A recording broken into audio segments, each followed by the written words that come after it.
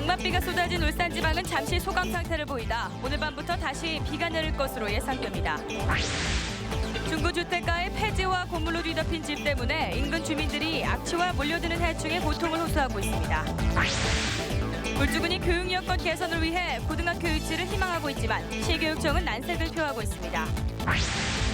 현대자동차 노조가 오늘 오후 쟁의대책위원회를 열어 본교섭 재개 여부와 20일 2차 부분파업 동참 여부를 결정하기로 했습니다.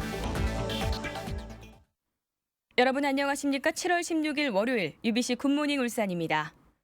울산 지역에는 주말 동안 101mm의 비가 내렸습니다. 비는 잠시 소강 상태를 보이다가 오늘 밤 늦게부터 다시 내리겠습니다. 내일 오후까지 예상 강수량은 20에서 60mm입니다. 아침 최저 기온은 20.7도, 낮 최고 기온은 26도의 기온 분포를 보이겠습니다.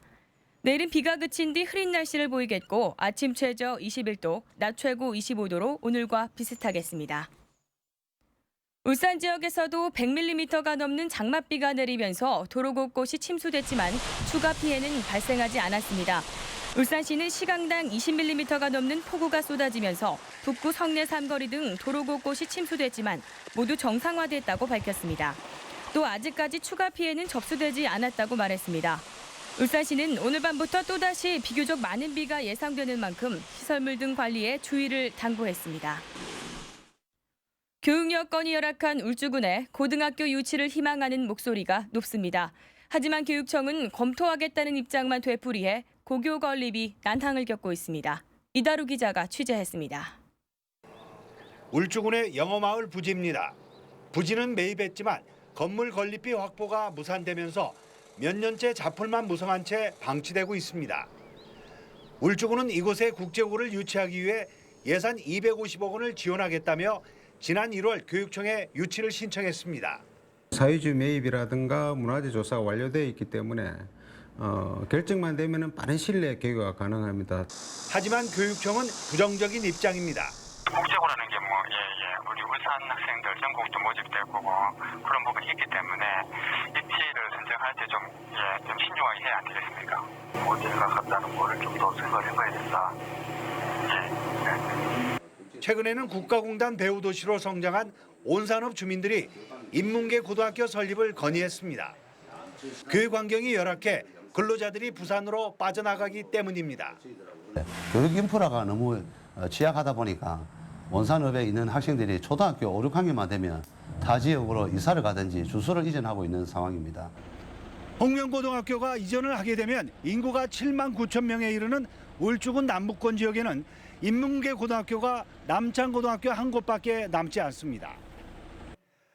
울주군 전체를 봐도 인문계 고교는 인구 5만 명의 한 곳이어서 인근의 다른 군보다 턱없이 부족합니다.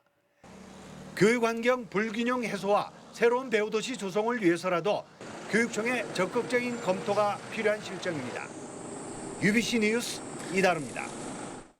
세상에 이런 일도 있습니다. 한 주택이 쓰레기 더미로 뒤덮였는데 몇 년째 방치되고 있다고 합니다. 무슨 사연이 있는지 윤경재 기자가 취재했습니다. 중구 방구동의 한 주택. 지붕 위에 쓰레기가 산더미처럼 쌓여 있습니다. 옷가지와 고철, 벽돌 깡통까지 없는 게 없을 정도로 온갖 쓰레기가 쌓이면서 그 무게에 지붕 한쪽이 내려앉기까지 했습니다. 마당과 집 앞 도로, 건물 안도 사정은 마찬가지. 이곳은 쓰레기들 때문에 파리와 모기, 날파리 등 온갖 해충들이 몰려 있습니다. 인근 주민들의 고통은 이만저만이 아닙니다. 비만 오면 쓰레기가 쌓였다가 맑은 날은 이제 계속 떨어지는 거지. 불편하긴 해요. 모기하고 모기도 안 돼요.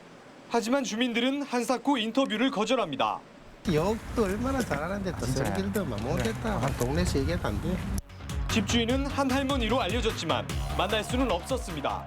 주민들은 할머니가 주민들과의 접촉이 거의 없고 며칠씩 집을 비우기도 한다고 말했습니다.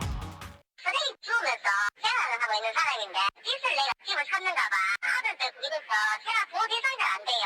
자기는 악착같이 많이 자서 살고 한편을 보면 안 됐다는 생각이 들어요. 몇 년째 민원을 제기했지만 주민센터와 구청은 대책이 없다는 말만 되풀이합니다. 도로나 이런 부분이 있으면 저희가 치운다든지 할 수 있잖아.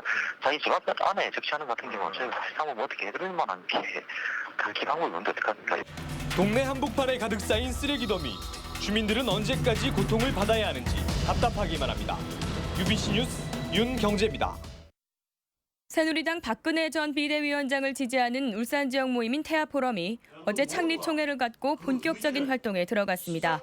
이 자리에는 박근혜 대선 캠프의 총괄본부장인 최경환 의원과 지역 국회의원 등 모두 400여 명이 참석했습니다. 참석자들은 김명규 전 정무부 시장을 위원장으로 추대한 데 이어 박근혜 위원장의 대선 승리와 정권 재창출을 위해 적극적으로 나설 것을 다짐했습니다.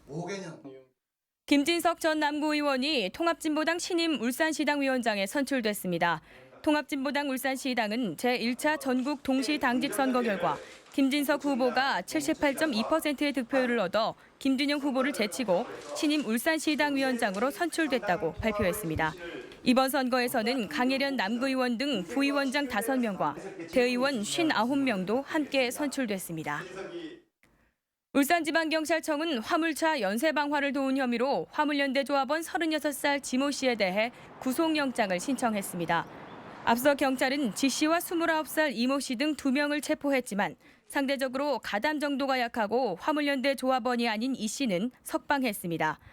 경찰은 이들이 화물차 연쇄방화범을 차에 태우고 이동시킨 것으로 추정하고 연관성을 수사하고 있습니다. 현대자동차 노조가 오늘 오후 쟁의대책위원회를 열어 본교섭 재개 여부를 결정하기로 했습니다. 노조는 쟁대위에서 모레 본교섭을 갖자는 회사 측의 제안을 수용할지와 오는 20일 금속노조의 2차 부분 파업에 동참할지를 결정할 예정입니다. 회사 측은 지난 12일 실무교섭에서 노조가 일괄 제시안을 요구하자 모레 본교섭을 열어 논의하자며 교섭 재개를 요청해왔습니다. 장마가 계속되고 있는 가운데 이번 주 금요일부터 일선 학교가 방학에 들어가면서 각종 물놀이 시설도 운영됩니다. 한 주간의 일정을 윤주은 기자가 정리했습니다. 오는 20일 초등학교를 시작으로 일선 학교들이 여름방학에 들어갑니다. 학교마다 방학 시작은 다르지만 주 5일 수업으로 휴일이 늘어나면서 방학 기간은 짧으면 3주, 길어도 4주를 넘지 않을 전망입니다. 동구 주전에는 오는 21일부터, 북구 강동에는 오는 27일부터 물 미끄럼틀과 튜브 수영장 등이 설치되며 주말과 휴일만 문을 열던 울산대공원 아쿠아시스도 21일부터 매일 운영됩니다. 초복이 이틀 앞으로 다가온 가운데 유통업계들이 보양식 판매에 적극 나섭니다. 대형마트들은 저마다 초복맞이 특별 기획전을 열고 보양식 할인 판매에 들어갔고 음식점들도 초복 특수를 기대하고 있습니다. 제1회 산업관광 활성화 포럼이 오는 18일부터 이틀간 문수 컨벤션 센터에서 열립니다. 문화체육관광부와 한국관광공사가 함께 여는 이번 포럼에서는 산업관광에 대한 인식을 높이고 기관 간의 네트워크를 구축하는 방안을 논의하게 됩니다. UBC 뉴스 윤종입니다. 다음은 경제계 소식 알아보는 경제 이모저모입니다. 포스코 계열사로 편입된 성진지오텍이 합병을 통해 사명이 바뀔 것으로 보입니다. 포스코는 그룹 내 플랜트 업종 3개사를 하나로 통합하거나 포스코 플랜텍과 성진지오텍을 합병해 포스코 지오텍으로 재출범시키는 방안을 검토하고 있는 것으로 알려졌습니다. 경남은행이 오는 19일 고객 자녀들의 효과적인 입시 전략 수립을 위해 2013 학년도 대학 입학 수시 전형 입시 설명회를 개최합니다. 본점 대강당에서 열리는 이번 입시 설명회에서는 효율적인 여름방학 공획이, 수시 지원 핵심 전략, 그리고 대학별 수시 전형 분석 등 입시 정보가 제공됩니다.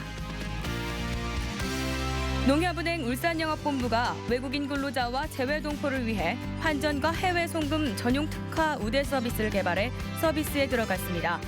외국인 등록증과 급여 통장이 있는 외국인이면 누구나 농협 영업점을 찾아 15개국 언어로 된 안내장을 작성해 제출하면 서비스를 받을 수 있습니다. 울산상공회의소 해외 노사문화시찰단이 싱가포르 전국노조 총연합회를 찾아 간담회를 가졌습니다. 노사문화시찰단은 싱가포르 노총으로부터 노사관계 모범 사례를 소개받고 의견을 나눴습니다.